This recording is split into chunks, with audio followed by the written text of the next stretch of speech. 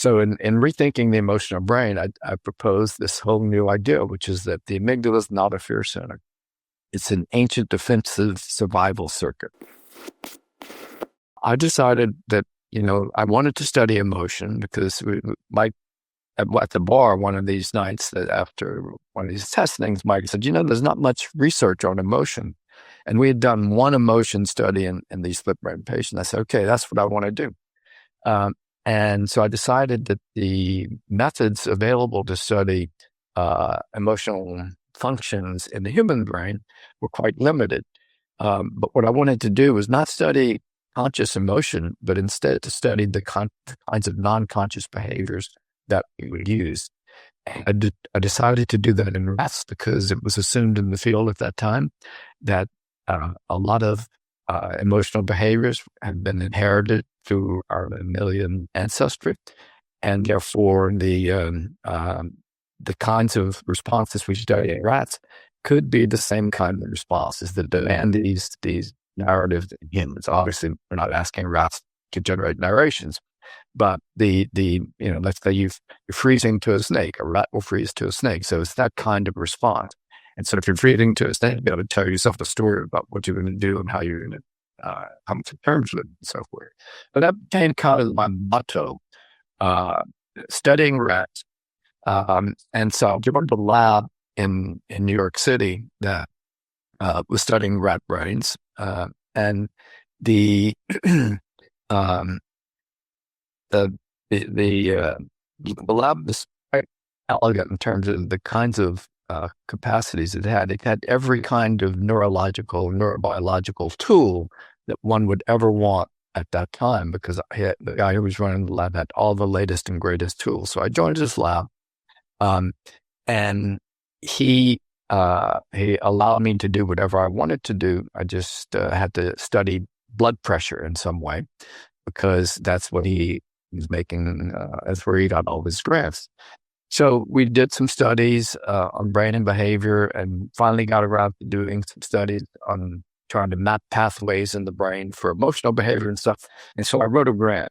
The grant went to the review committee in the United States. We have this National Institute of Mental Health. So we submitted the grant to there, and the grant came back rejected. And the rejection was because neuroscientists do not study emotions. This is this was a lingering effect of behaviorism on the assumption that what I was talking about in terms of emotion was emotional consciousness.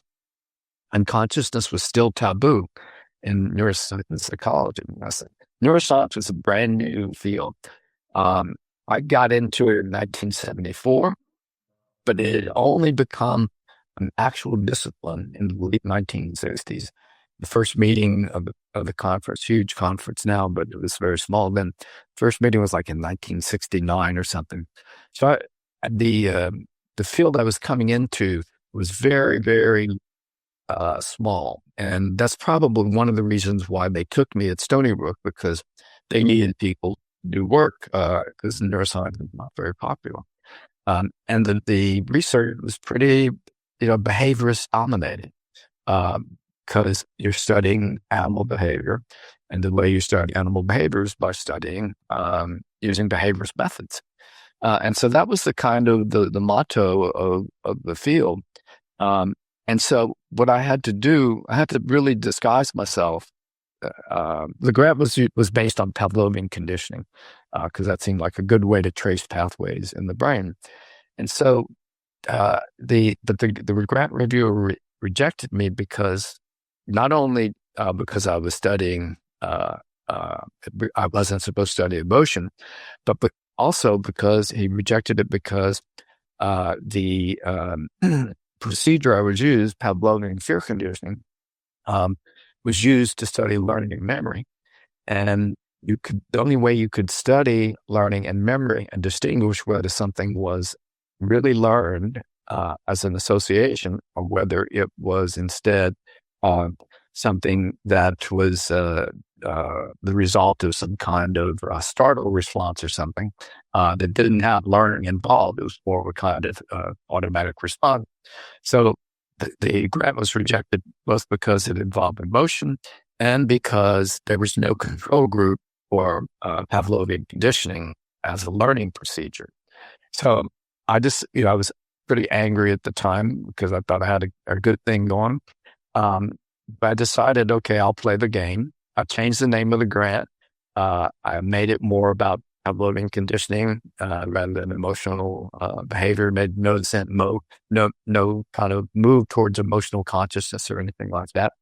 And the grant was accepted the next time. And so for decades, I kind of fell in love with the whole Pavlovian conditioning field. And so I did a lot of research on that and wrote lots and lots of papers on it.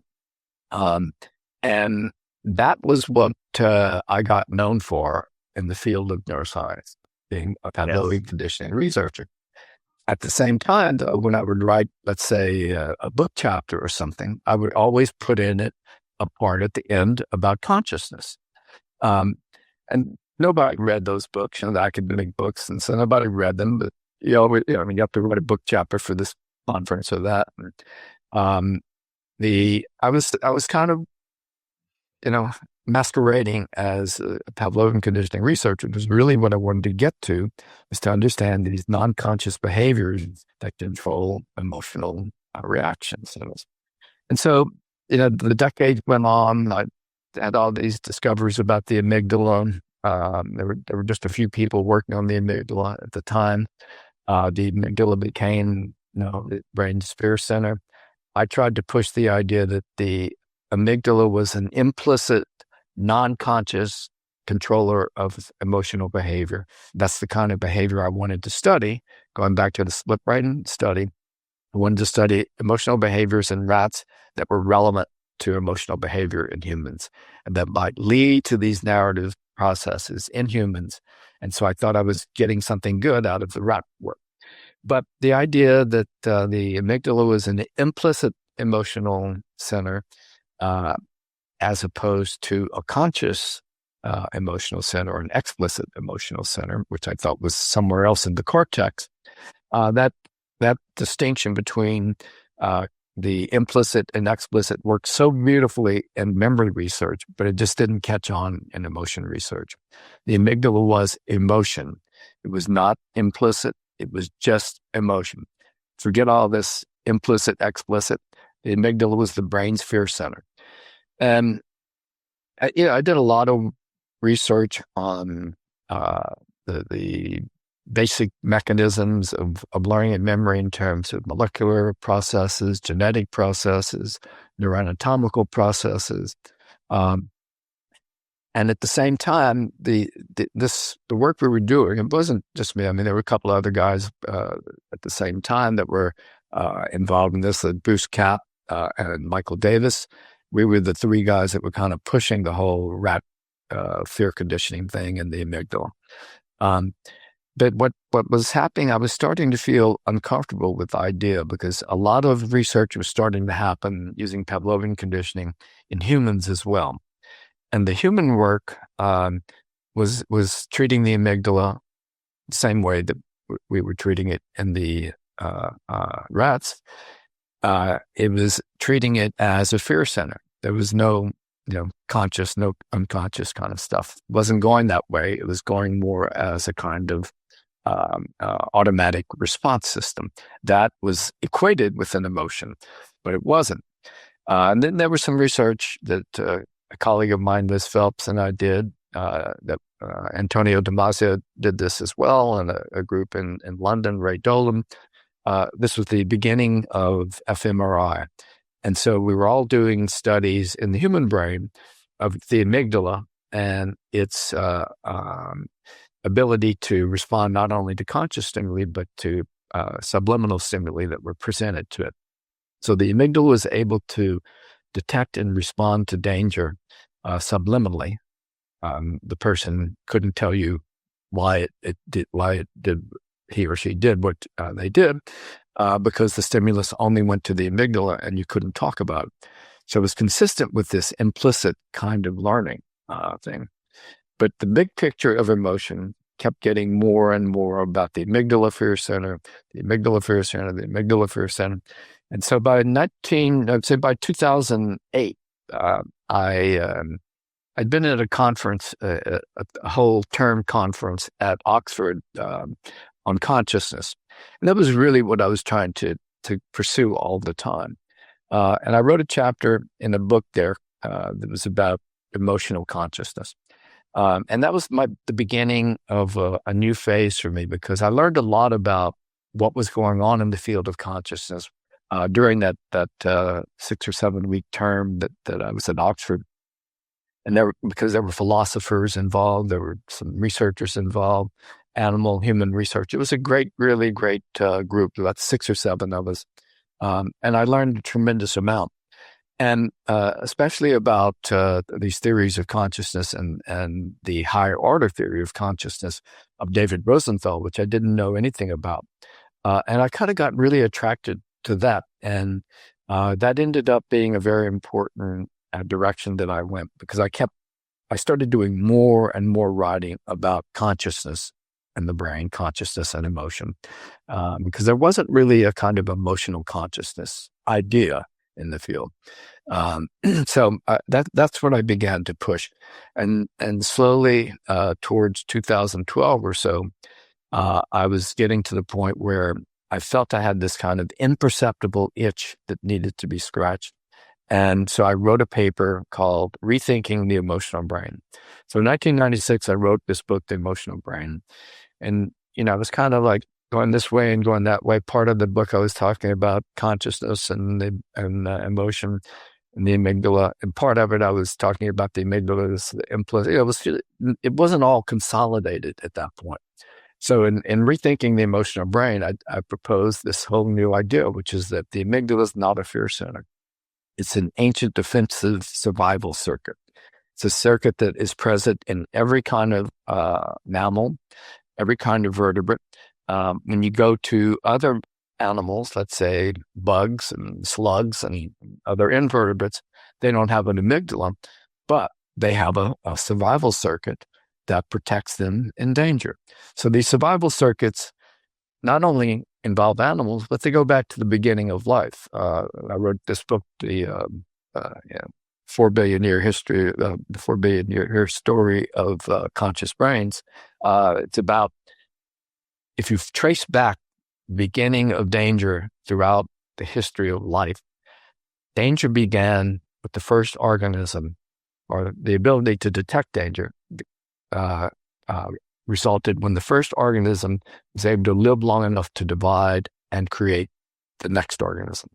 In other words, like a bacterial cell, these early bacterial-like cells had to be able to acquire nutrients in the time that they were alive, and they had to protect themselves from danger.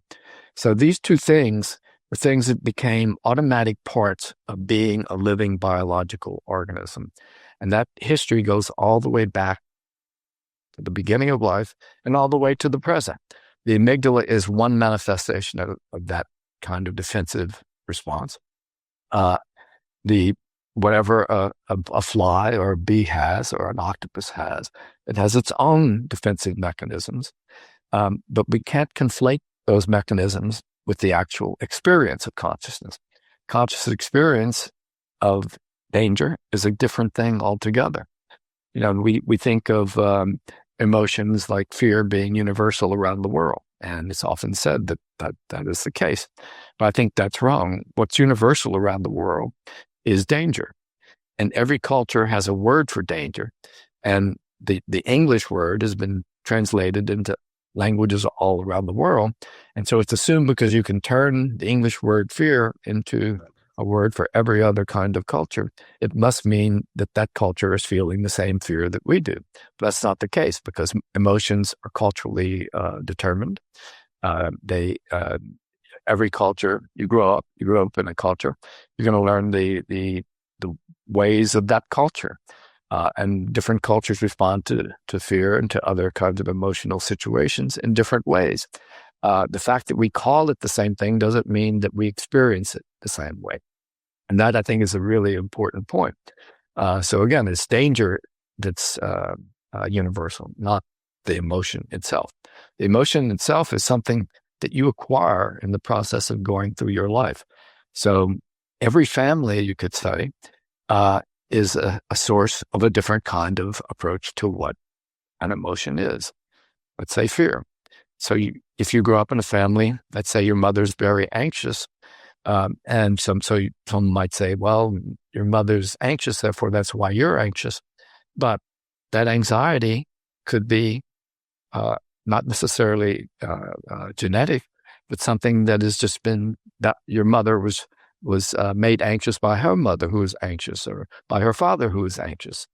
So the culture that you grow up in is not just the culture at large, but it's also your family culture, and it's also the subculture in which your family is in. So, for example, in the United States, we have lots of disagreement now because there are very strong subcultures that are, at each other's throats about all the politics and stuff.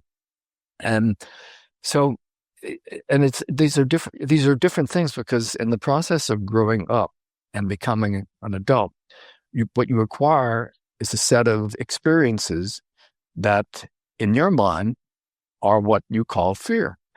But in someone else's mind, the same thing might not be fearful at all. So I think that, all of our emotions are schema that we've acquired in the course of life. So you have fear schema that you acquire within the family. You respond to danger the way you were taught by your family to respond to danger. You respond to adults and other people in a way that your family taught you to respond. So you come up with a lot of stuff that is family specific. And the family specific is in a kind of subculture specific thing. Like, let's say the town you live in can have a kind of motif about it and their approach to life. And the larger county or country that they're in, all of these things determine how you experience your world. You acquire these schema are bodies of knowledge about information that you've stored over the course of your life. And we all call it fear. We all call it love. We all call it happiness. But it's each different for each of us. We're each different people because we've acquired different things. And so I think the way we have to think about emotions is not in terms of these hardwired states. The hardwired states control your behavioral and physiological responses.